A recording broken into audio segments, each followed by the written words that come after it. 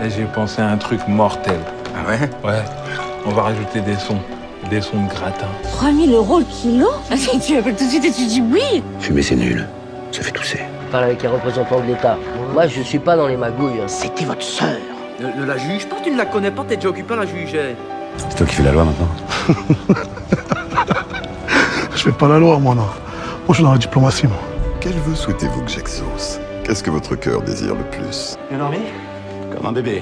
Et vous? Comme un homme. J'aimerais assister au cours. Nous vous octroyons 45 secondes d'avance. Vous voulez un whisky? Ou juste un doigt. Vous voulez pas un whisky d'abord? Is it okay with you?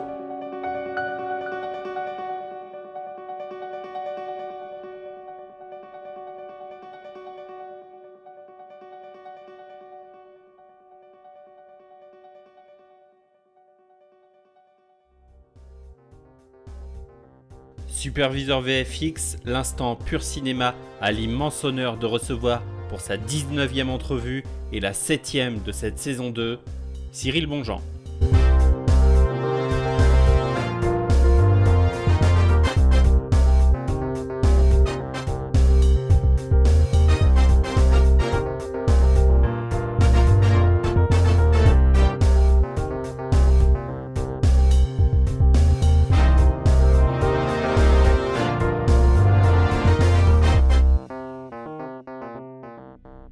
Et avant toute chose, salut, comment ça va?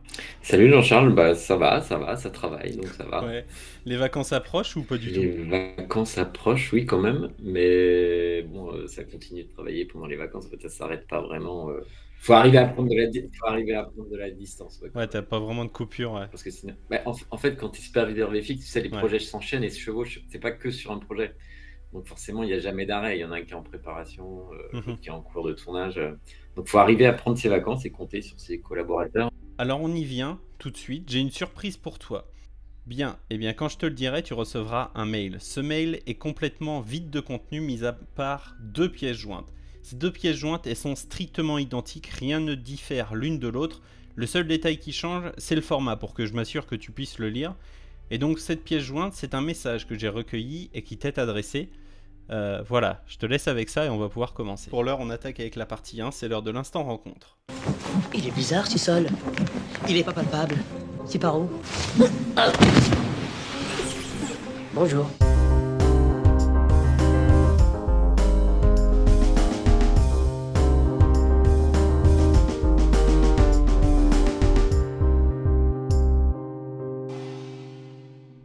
Cyril, tout d'abord, c'est quoi ton parcours? Comment est-ce qu'on en arrive à superviseur VFX? C'est quoi toutes les étapes pour en arriver jusque-là?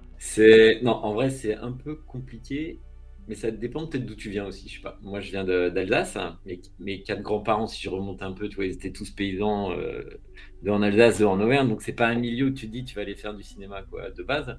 Après, mes parents étaient profs, assistantes sociales, enfin, ils ont fait d'autres trucs. Et du coup, au lycée, en vrai, je voulais être inventeur de jouets. Ok. Du coup, on m'a convoqué chez le principal une fois parce que c'était pas vraiment un métier. Donc, j'hésitais entre cinéma et inventeur de jouets. Et au final, j'ai réussi à me débrouiller pour aller dans le cinéma, mais pas si directement que ça, en fait.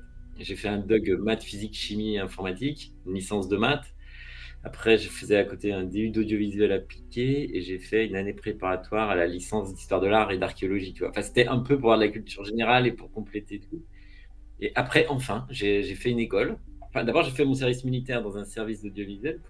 Comme j'avais déjà fait des stages quand même dans une télé locale ou à France 3 Alsace, ils m'avaient pris à l'armée dans un service d'audiovisuel à Strasbourg. Et donc après, je suis retourné à la fac, en fait. J'ai fait un master en ingénierie des systèmes images et son. Et c'est ça qui m'a permis de rentrer, on va dire, dans le milieu. Après, vers les effets spéciaux. Au début, moi, j'aimais beaucoup le montage et j'étais très bon en montage. Et en fait, c'est plus un stage à Chicago qui a fait que j'ai basculé dans les effets spéciaux. En fait, là-bas, ils avaient beaucoup de monteurs, mais ils n'avaient personne pour faire leurs effets. Du coup, j'ai commencé à faire leurs effets là-bas. Et en rentrant, je me suis dit, ah ouais, non, bah, c'est pas mal, je vais continuer. Tu es en poste donc actuellement chez MPC. Est-ce que tu peux nous en dire un petit peu plus sur cette entité, sur cette entreprise? Qu'est-ce que vous représentez et combien vous êtes à bosser dans cette entreprise? MPC Paris, c'est une des entités donc, de MPC Monde, entre guillemets, quoi.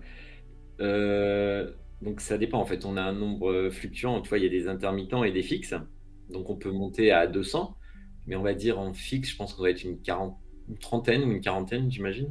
Ah Ah oui, donc très très peu de postes fixes donc, et donc un peu à l'instar des studios de jeux vidéo, en fait, dès que vous montez un projet, vous embauchez énormément de personnes. Ouais, et après, sur le site où on est, nous on fait partie de Technicolor aussi. Donc il y a nos collègues de la pub qui travaillent sous la marque The Mill, et il y a nos collègues de l'animation qui travaillent sous la marque qui est anciennement notre nom d'entreprise Microsimage. Mais donc dans le bâtiment, si tout le monde est en pleine charge, on peut monter à 600, 700, enfin on loue d'autres bâtiments aussi des fois, quoi. Ouais, c'est énorme. Et après MPC, c'est marrant parce que moi j'avais travaillé en Angleterre à un moment et c'était déjà MPC. Mais MPC Londres, mais c'était à 10 ans. Ok. 15 ans. Alors je sais pas si tu vas pouvoir peut-être vulgariser un peu ces différents termes, mais on entend très souvent parler de VFX, de SFX et même parfois de MFX. Ça correspond à quoi tous ces termes? Ah bah c'est différentes branches pour créer des effets, en fait, pour créer la magie du cinéma. Donc on va dire SFX et MFX, c'est des effets directs. Donc c'est des choses que tu peux avoir sur le plateau. Donc SFX, ça peut être tout ce qui est pluie, neige, des mécanismes particuliers que tu fais. Je sais qu'on en faisait beaucoup. Moi, je travaillais sur les films de Philippe Lachaud à un moment ou de Tariq Boudali. Et on a souvent des effets qu'on essaie de faire en direct. En plus, moi, philosophiquement, bien que je fasse des effets numériques, j'adore les deux. Donc, j'adore mélanger toutes ces composantes. Donc, SFX, c'est les effets directs. Dans les SFX, tu as une partie qui s'appelle les MFX, qui est vraiment maquillage et prosthétique. Donc, qui sont des choses que tu peux appliquer sur les comédiens ou un robot, des choses comme ça. Donc ça, c'est une partie. Et nous, après, on est les visual effects, donc VFX. Et donc nous, c'est les effets numériques. On va sur le plateau aussi, on prépare les trucages et les façons de tourner, mais on assemble tout dans nos ordinateurs. Après. Ouais, c'est ça. En fait, ton boulot, toi, il commence très très tôt. En fait, on peut croire comme ça que les VFX interviennent qu'une fois le tournage terminé et que, bah voilà, on t'envoie un plan, on te dit tu fais ci, tu fais ça. Mais non, toi, ton boulot, il commence bien avant ça. Et ça, c'est vraiment presque la finalité de ton travail, quoi. Ah oui, c'est ça. Bah après, j'allais dire, ça dépend de la quantité de VFX que tu as dans un film ou comment arrive le projet. Ça peut arriver qu'un projet soit déjà tourné et qu'ils viennent te voir pour des effets spéciaux. Mais c'est sûr que c'est jamais des effets spéciaux numériques. Mais c'est jamais la meilleure attitude. Non, en général, bah là, c'est ce que je faisais quand je t'ai eu. Je suis en train d'étudier des scénarios. Donc, tu les annotes, tu les dépouilles. Après, moi, je les répartis aussi, justement, entre VFX, MFX, cascade. Enfin, tu analyses des choses qui pourraient être des effets, soit pour dire ça, c'est plutôt pas chez nous qu'il faut le faire, ça, c'est plutôt chez nous. Et à la fin, tu essaies d'avoir le meilleur cocktail pour que artistiquement et économiquement, en fait, ce soit la bonne idée, quoi. Mais moi, une fois que j'ai dépouillé, en fait, je vais échanger avec le réalisateur et la production et on va affiner en fonction de leur volonté et de leurs souhaits, quoi. Toi, donc, je l'ai dit en intro, tu es superviseur VFX et ça consiste en quoi? Superviseur VFX, c'est le responsable, on va dire, entre guillemets, artistique du film. En général, on travaille avec un producteur VFX qui va être plus le responsable pécunier du film. Donc, on fait le devis ensemble et tout ça. Mais donc, tu as un suivi, c'est une économie aussi. Hein. Donc, tu as un suivi des graphistes d'un côté artistique et après d'un côté plus au jour le jour pour des réservations de matériel, de choses comme ça. Donc, en fait, c'est tous ensemble, on fait un projet. Donc, on va dire, à la tête d'un film, tu as le superviseur VFX qui travaille avec son producteur VFX. Après, on forme notre équipe de graphistes qui ont différents métiers. Tu vois, ça peut être de la CG, de la 2D. Enfin, il y a plein de corps de sous-corps de métiers. Donc, on prend en fonction de la taille du projet, je prends aussi des leaders ou des superviseurs de chaque département. Tu vois, le règne animal où on est 180, bah forcément, j'ai plus de leaders que sur un film où on va être une dizaine. Et après, superviseur VFX, comme tu disais, moi, je suis là depuis le scénario, en fait, à étudier le scénario. Si tu arrives vraiment au début, tu peux même des fois encore un peu orienter ou aider pour que ça soit plus praticable en France, on va dire. Après, tu fais des réunions avec tous les chefs de poste, dont les SFX dont tu parlais tout à l'heure et les MFX, les cascadeurs, surtout le chef op et le chef déco aussi. En fait, nous, on a un métier qui peut soutenir beaucoup d'autres départements. Donc, c'est soit visible, soit pas visible, mais on intervient dans pas mal de choses. Donc, on est assez vite dans les réunions pour organiser tout ça. Donc, après, moi, je vais sur le tournage. Alors, si c'est quelque chose de très compliqué, des fois, on fait des prévisualisations, ça s'appelle. Donc, c'est comme des maquettes en 3D de comment la scène va être faite. Que le jour où on aille tourner la scène, tout le monde soit déjà calé, en fait. Tu vois, le chef opérateur, il a le matériel qu'il faut. Nous, on a ce qu'il faut. Les SFX ont ce qu'il faut. Et donc, le jour du tournage, on tourne les scènes comme il faut. Des fois, c'est en plusieurs passes séparées pour un même plan. On tourne des éléments aussi. Moi, je fais des captures souvent maintenant de décors, tu vois, de topologie de décors, de lumière, de choses comme ça. Pour que nous, après, en studio, en parallèle du montage, on travaille les effets spéciaux eux-mêmes. C'est-à-dire, on reconstitue ces plans.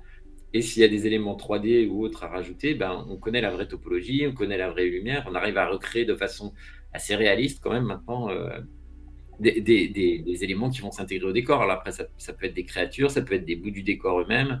Des fois, c'est peut-être juste du clean pour aider à des cascades parce que tu les auras câblés. Enfin, il y a plein de cas différents, en fait, jusqu'à l'étalonnage où là, tu les valides avec le réalisateur au fur et à mesure de l'avancée, quoi. Pour ça, c'est un travail de longue haleine. Ouais. Ouais, c'est ça, c'est un long travail. J'avais le mois dernier en interview Thomas Raveau, D'accord. qui bosse sur le compositing, D'accord. en fait, qui est compositing VFX. Et on cherchait tous les deux une définition assez simple pour vulgariser. Et c'est vrai que ça a été assez compliqué d'en trouver une. Est-ce que toi, t'en aurais une par hasard ? Bah, alors le compositing, c'est en plus le domaine duquel je viens moi. Moi, j'étais compositeur, superviseur compositing, tout ça. Le compositeur, c'est en fait celui qui va assembler toutes les sources pour faire le plan final. Donc, tu as les sources tournées qui sont ton image filmée. Alors, ça peut être, comme je te disais, plusieurs passes. Tu vois, si j'ai une explosion et des gens qui doivent partir avec l'explosion, donc je vais tourner l'explosion à part, les gens câblés. Donc, c'est la personne qui va faire la synthèse et la composition, c'est pour ça qu'on dit compositing, de toutes ces couches, en fait. Après, dans ces couches-là, tu vas aussi rajouter, si j'ai une explosion, par exemple, tu vois, une bonbonne qui explose en 3D, des débris, donc ça peut être aussi des éléments générés en 3D, ça peut être des éléments qu'on a tournés avec les gens des SFX devant un fond bleu ou un fond vert. En fait, nous, on va réassocier tout ça, quoi. Après, tu as des matte painting et de l'environnement aussi. Donc, le compositeur, c'est vraiment ça. C'est celui qui a l'assemblage final du plan, quoi. On va pouvoir passer à la seconde partie. C'est l'heure de la partie 2. C'est l'heure de l'instant réminiscence. Le roi répudie la reine. La vieille épouse le perroquet. César devient roi. Je l'épouse et me voilà reine.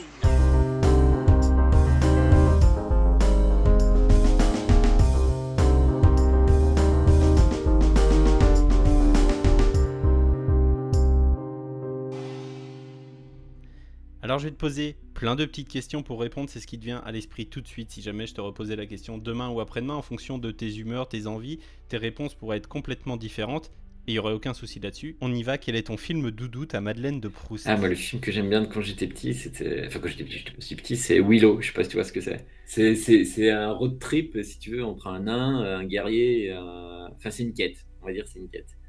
Et le truc qui me plaisait là-dedans, il doit choisir son futur successeur.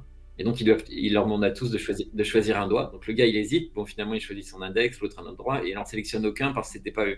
Mais il dit quand même à l'autre, ouais, moi, en fait, le doigt que je voulais choisir, c'était le mien. Il fait, c'est con, là c'était celui-là qu'il fallait choisir. On enchaîne. Est-ce que tu as déjà eu un crush dans un film ? En actrice, forcément, mais c'est pas ce genre de crush auquel tu penses. Non, après, sur du jeu ou des choses comme ça, ouais, il y en a pas mal qui m'impressionnent quand même. Après, t'as tous les acteurs américains, quoi. T'as Brad Pitt, t'as forcément Leonardo DiCaprio. Et j'ai découvert Paul Kircher.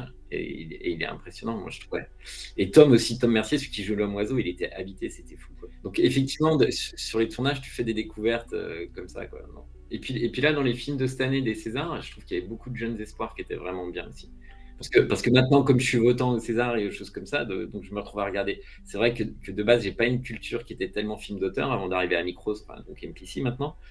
Mais donc depuis quelques années, ça s'est forgé parce que c'était un peu l'identité de la boîte et c'est plutôt agréable et du coup, je découvre plein de choses, quoi. Ouais, complètement, mais même à l'image du Festival de Cannes là, qui s'est terminé il y a quelques semaines à l'heure où on enregistre, où en fait, moi j'ai trouvé que cette année, il y avait une émergence d'auteurs et de films, de petits films, de premiers films, de seconds films, comparé à plusieurs années précédentes où ça a pu être vraiment des retours de gens qui sont déjà connus et déjà impliqués, tu vois, dans le festival. Alors certes, cette année, on avait Coppola qui revenait, etc. Il y avait certains gros noms, mais j'ai trouvé vraiment une énorme émergence de premiers films, de seconds films et de petites arrivées en fait qui font plaisir et où je vais avoir énormément de plaisir à suivre ces carrières-là parce que on sent déjà qu'il y a une envie de cinéma dans les nouveaux arrivants qui donne envie vraiment de poursuivre,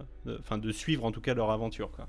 Ah bah oui, carrément. Alors après, moi sur le festival de cette année, j'étais en tournage, donc j'y ai pas assisté, je l'ai suivi de loin, mais c'était déjà le cas, même l'année dernière, tu vois, dans l'année des Césars, moi je vois, rien que dans les comédiens ou dans les réalisateurs nouveaux qui arrivent, il y a des trucs hyper intéressants. Et moi qui fais du VFX, t'as toute une vague de films de genre aussi et de choses comme ça, qui est pas pour me déplaire. Du coup. Ouais, carrément. Et puis en plus, avec le succès du règne animal, que ce soit succès critique, mais également commercial, mine de rien, parce que le film a vachement bien fonctionné pour son genre en France.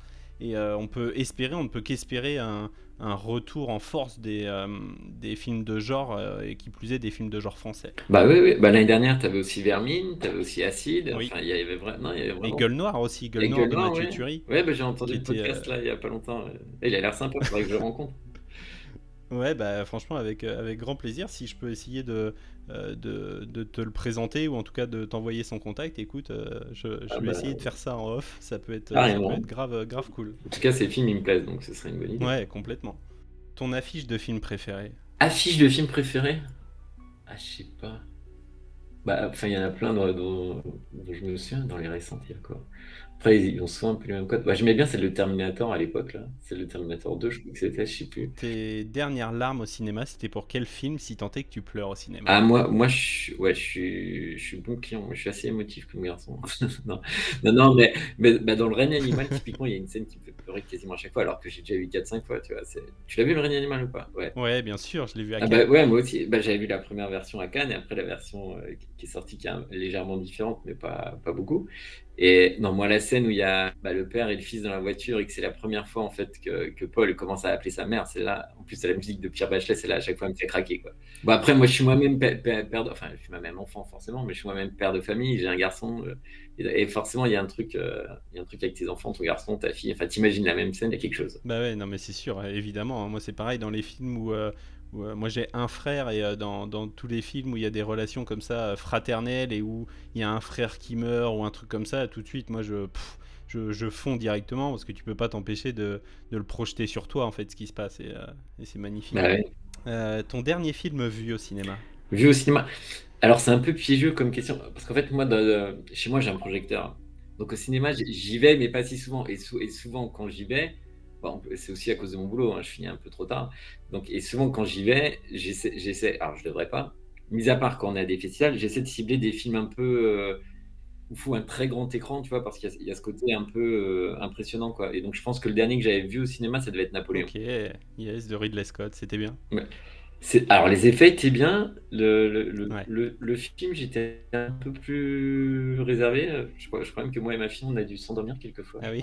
Enfin, on a un peu galéré, ouais, on l'avait regardé tard en plus, quoi. J'étais pas aussi enthousiaste, il y avait des belles images, il y avait des belles batailles, tout ça ça marchait super bien, mais l'axe pris avec tout, et puis l'accent mis sur sa relation avec sa femme, enfin ça faisait bizarre, quoi, de se dire, donc c'est pas des Français qui ont fait un film sur Napoléon, mais au final on ressort du film, c'est un peu bizarre l'image qu'on a de Napoléon, quoi. Enfin, je dis ça, c'est même pas que j'idolâtre pas du tout Napoléon, Ouais. mais entre tous les trucs qu'il a fait, je me dis l'image donnée elle est quand même étrange, quoi. Ouais. Et ben d'autant plus, on va essayer de retrouver la version d'Abel Gans qui a été projetée à Cannes, la version restaurée du Napoléon d'Abel Gans qui durait à la base 7 heures et en fait ils en ont restructuré une première partie et cette première partie il s'avérerait qu'elle sortirait en Blu-ray là cet été. D'accord. Donc moi je vais mettre la main dessus parce que ça m'attire énormément, c'est le projet d'une vie d'Abel Gans et j'ai vraiment hâte de découvrir ça. Une bande originale que tu aimes particulièrement? Ah bah, il y en a plein, mais on va dire celle que je pourrais écouter en boucle, c'est Pulp Fiction. Ouais, classique. Bah, je sais pas si tu arrives à apercevoir derrière moi, j'ai l'affiche qui est juste ici, juste derrière moi. Ici. Ah bah oui, en bas à gauche. Ah ouais, je vois un bout. Ouais. Ouais, bah évidemment, Tarantino.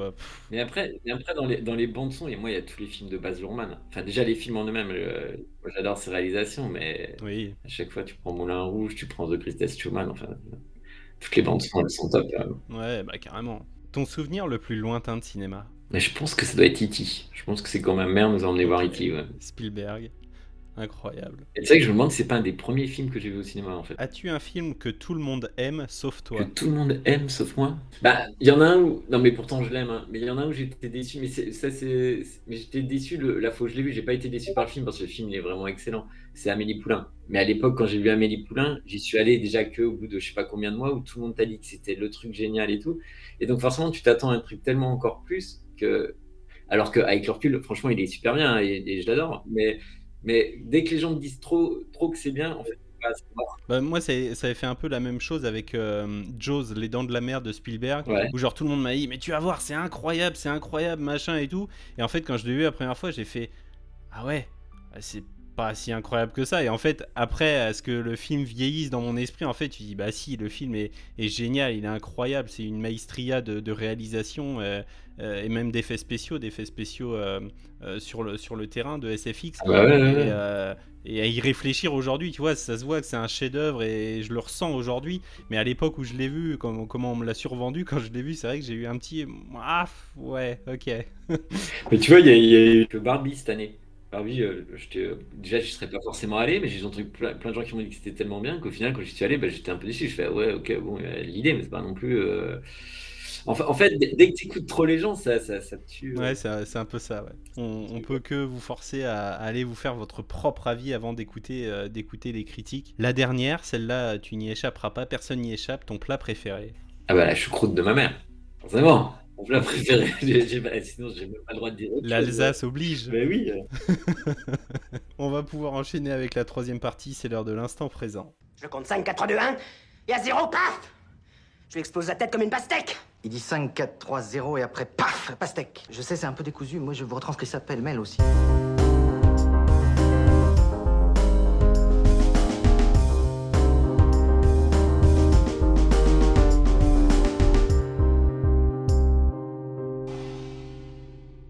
Véritable maestria récompensé au César, l'un de tes derniers projets, c'était Le règne animal que j'ai pu voir à Cannes à la séance d'ouverture d'Un certain regard en salle de Bussy, la plus belle salle je trouve, et par ailleurs je me demande si tu n'y étais pas non plus à cette séance, parce que j'avais vu tes stories à l'époque où tu étais à Cannes et je me demande si on n'était pas tous les deux dans la même salle. Si j'y étais, enfin si c'était le soir de la première en fait, enfin la première à Cannes. Ouais, l'ouverture, vraiment l'ouverture d'Un certain regard, ouais. Si, j'y étais allé, ouais. J'avais eu cette chance.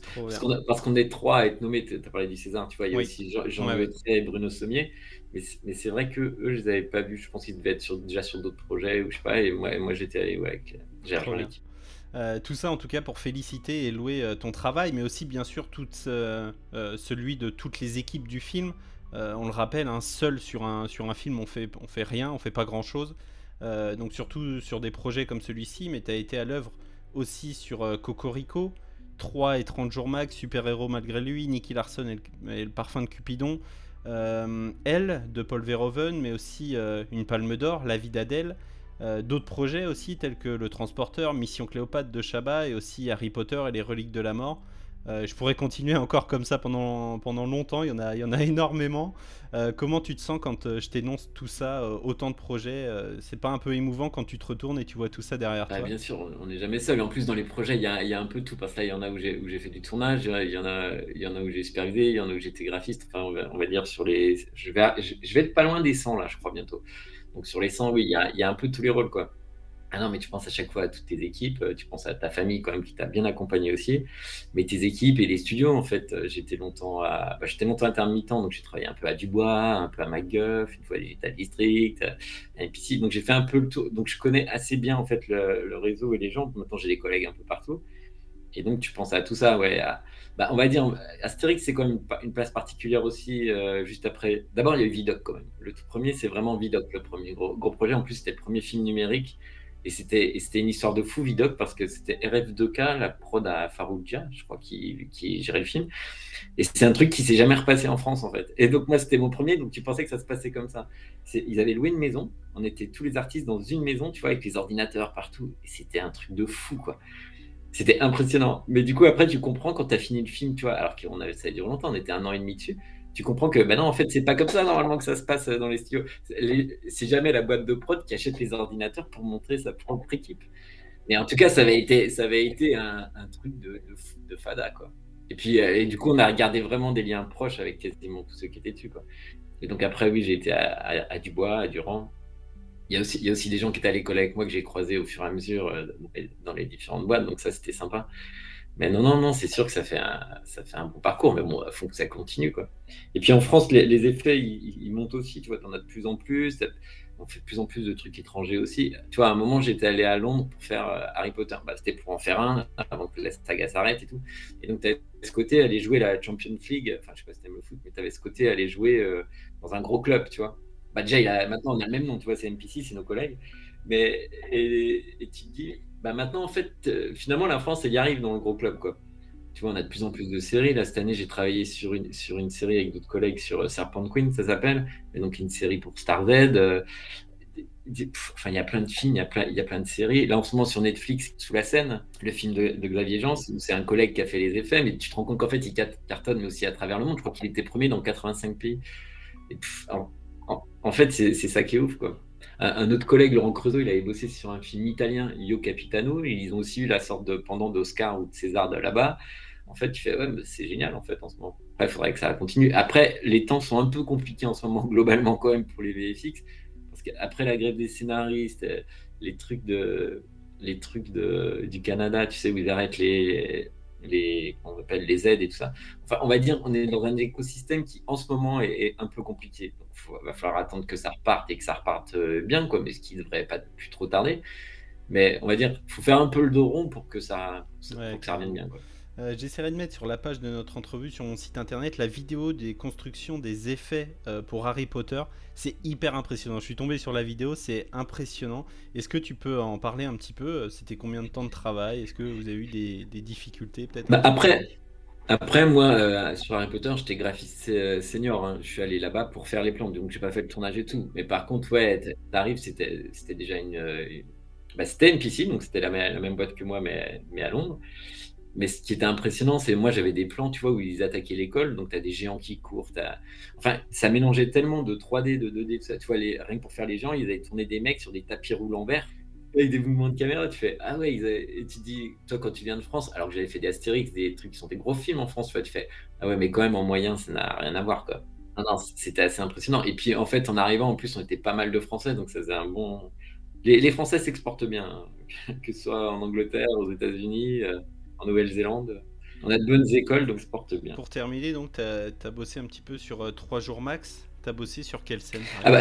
Sur 3 jours max, Tarek, c'est le deuxième film que je fais avec lui. Donc on s'entend plutôt bien. Donc là, c'est le cas que tu dis, tu vois, c'est un peu comme avec Philippe Lachaud. Quand je fais leur film, j'y suis dès le début. Tu vois. Voilà, avec eux, en plus, c'est un peu particulier parce que je suis même carrément en première réunion, des fois avant d'autres chefs de département. Ouais, donc sur 3 jours max, qui était un projet quand même assez complexe, mais que je faisais en parallèle d'ailleurs du règne animal à un moment. Mes tournages, ils étaient en parallèle, en décalé. Tu as quand même des sacrées cascades où du coup, il y a eu des prévisualisations. Tu vois, quand il arrive avec son hélicoptère qui doit taper les pelles et atterrir, enfin, là, tu es dans les trucs de sécurité un peu particuliers. Donc avec Tarek et toute l'équipe, c'était Vincent Richard, le chef opérateur, Marquis. Et puis la boîte de prod, c'est Accent Prod. Donc on s'est retrouvé à faire beaucoup de studios en France, donc tout ce qui est temple, les choses comme ça. Après, on s'est retrouvé à aller à Abu Dhabi et à Dubaï, tourner les scènes là-bas. Et on a fini une 3e partie au Mexique. Donc c'était une sacrée aventure, en tout cas dans les déplacements et tout ça, quoi. Donc après, dans les scènes, j'ai participé à toutes les scènes qui ont des effets. Dans les plus impressionnantes, on va dire que les gens ils doivent se souvenir, c'est celle où ils montent à la tour, ils se cassent la gueule, quand ils sont dessus des flammes, ou avec le crocodile qui sort de la cave. C'est un peu ça, les grosses scènes de 3 jours max, quoi. Mais après l'équipe est sympa, donc c'est ça qui est sympa aussi en général. Consécration, donc cette année, César des meilleurs effets pour le règne animal. Comment on se sent quand le travail de toute ton équipe est récompensé ainsi? C'est un truc de fou, les Césars, en vrai. En fait, quand j'avais été à Cannes, comme toi, à la première, et que j'avais vu la réaction des gens, et surtout que j'avais vu les gens rigoler sur toutes les scènes et tout, je me suis dit, ah, mais ce film, il a un truc, en fait. Je voyais un peu comme Parasite. Et ben, je me disais, putain, il est un peu pareil, c'est un film complet, la lumière est belle, les acteurs jouent bien, il est à la fois drôle, il est à la fois émouvant. Enfin, c'est une œuvre. Tu dis, ah, ce film, il peut faire quelque chose quand même. En plus, nous, on a fait des créatures, avec les ateliers aussi, et ces films, c'est Netflix, tu vois, les Spadaccini. Et dans tous ceux avec qui on a collaboré, effectivement, sur le règne animal, en plus, il y a l'atelier 69, dirigé par Fred Lenné sur le projet, avec qui nous, on a une collaboration encore plus proche, puisqu'on partageait les mêmes créatures, quoi. Les Pix, l'homme oiseau, ou la petite fille caméléon, grenouille, par exemple. Donc, il y a aussi MacGuff, en plus de nous, qui était sur le projet. Et donc, avant les Césars, il y a eu les Pids. Nous, on en avait déjà gagné un de meilleurs films, donc pareil, avec Jean-Louis Autré et Bruno Sommier. Et on avait gagné, nous, en plus, NPC, meilleure créature pour l'homme ailé, quoi. Donc là, il y avait. Du coup, ce qui était sympa en plus d'avoir la deuxième statue, c'est que mon équipe, comme tu es déjà 3 pour le César, un truc, tu peux pas mettre d'autres gens de ton équipe. Donc, tu vois, pour la créature, il y avait aussi Boris Kaufman, qui est mon subsidiet, qui m'a accompagné et qui m'accompagne depuis des années. Tu avais ma productrice, Lauriane Lucas, et tu avais Philippe Zozor, tu vois, le chef des assets. Donc, ça fait qu'il y a une statue en plus où tu récompenses encore plus directement ton équipe, et ça, c'était sympa, quoi. Et donc, forcément, les Césars, après, les Pids, on va dire, c'est le truc professionnel qui finalement nous parle presque plus à nous. Mais en vrai, les Césars, c'est le truc que tout le monde voit et qui a une vraie reconnaissance, quoi. Donc, tu avais ce truc en plus de, il y a quand même des chances qu'on puisse l'avoir et tout, nanana. Donc, moi, en plus, je m'étais, comme un con, je m'étais mis la pression tout seul en me disant, mais alors, si on il faut quand même faire un truc particulier, on aime les FX et tout. Donc, j'avais pensé à ce petit tour de magie à la fin. Mais donc, ça te rajoute encore une pression en plus, tu vois. Et après, non, quand ça a déroulé, tu fais, putain, ça y est, on y est. Et pour moi, c'était en fait. Une fois qu'on l'a eu, qu'on allait juste derrière, après tu as des interviews, tout ça, En fait, ça a été une vraie décompression, en fait. Parce que j'ai eu des périodes un peu compliquées dans les 2 ans, justement, parce qu'il y avait beaucoup de projets, machin et tout. Et là, tu dis, ça y est, tu vois, c'est comme si, ça y est, mon boulot, il est fini, quoi. Alors, bon, après, il y a encore des interviews, des choses comme ça, mais ça, c'est pas, tu vois, c'est pas un boulot compliqué. Enfin, c'est pas si stressant ou autre chose. Là, tu disais, t'es arrivé au bout de l'histoire. Le truc, il est arrivé jusqu'au César, on l'a Oui, eu, c'est ça. tu fais, waouh.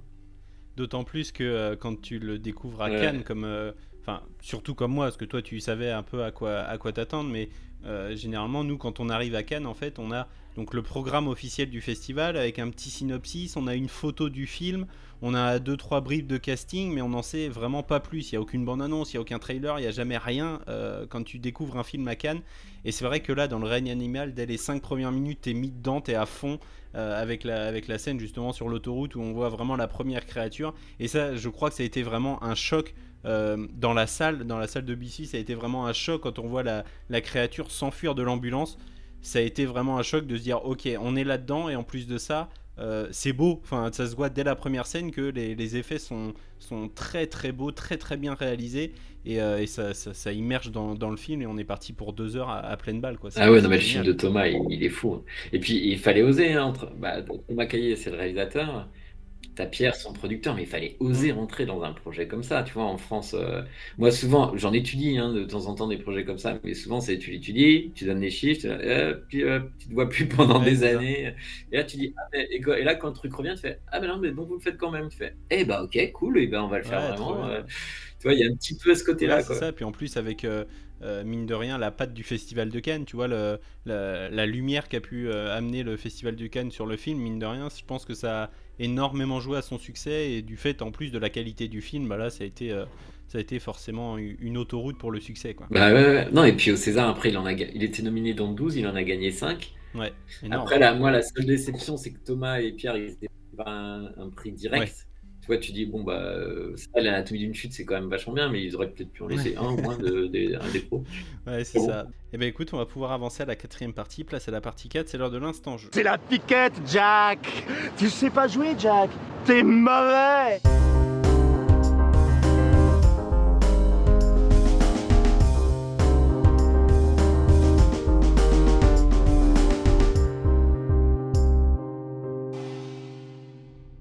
Alors on va jouer à un petit jeu, j'ai absolument rien inventé, j'utilise un véritable jeu de cartes. Le jeu est super simple, les règles en tout cas le sont. Je vais te lire des véritables critiques de films qui fustigent le film. C'est horrible, c'est ignoble, mais le but c'est de trouver de quel film ça parle. Ok. On y va, pour t'aider, on y va par ordre chronologique, et la première est vraiment donnée. Il n'y a pas que la menace qui soit fantôme, le scénario aussi. Ah bah, du coup, c'est la menace fantôme, quoi. Ouais. C'est les retours des Star Wars, c'est C'est ça. le 4 ou le 5. Ouais, c'est ça. Bah, c'est l'épisode 1, ouais, le 4e. Enfin, le 4e sorti, mais en fait, l'épisode 1, Star Wars, la menace fantôme de 99. Ouais, bon, il y a des VFX, c'est pour ça, peut-être. Bien joué, 1 point, l'honneur est sauf. Le 2e, ce film ne manque pas de R, mais c'est surtout du vent. Il manque pas de R, mais c'est surtout le truc de Chabat, non? Ouais, c'est ça, Lui, de Chabat. Lui, il manque pas de R, en tout cas. Ouais. On avait travaillé dessus à l'époque, à Dubois. Il est génial, j'adore. Oh, il était drôle, en plus, il y avait le Robin des Bois et tout. J'adore Chabat, déjà, j'adore son travail, donc forcément, moi, je suis Ah client bah à chaque fois. 2 sur 2, peut-être la complète, la 3e. Un film où le directeur de la photo s'est pris pour un dermato avec ses gros plans claustrophobes à outrance. L'avantage, c'est qu'on peut compter les grains de beauté et les boutons d'acné de ces 2 greluches. J'ai travaillé dessus. C'est La vie d'Adèle? Oui, la palme d'or de Abdelatif Kechiche. Ah bah, bravo. 3 sur En plus, 3. il y a Adèle et elle est trop sympa, Adèle. Mais oui, elle est géniale, Adèle. Eh bien écoute, il est déjà l'heure de se quitter, on passe à l'ultime partie, c'est l'heure de la partie 5, c'est l'heure de l'instant remerciement. Merci. Merci, merci. Faut goûter.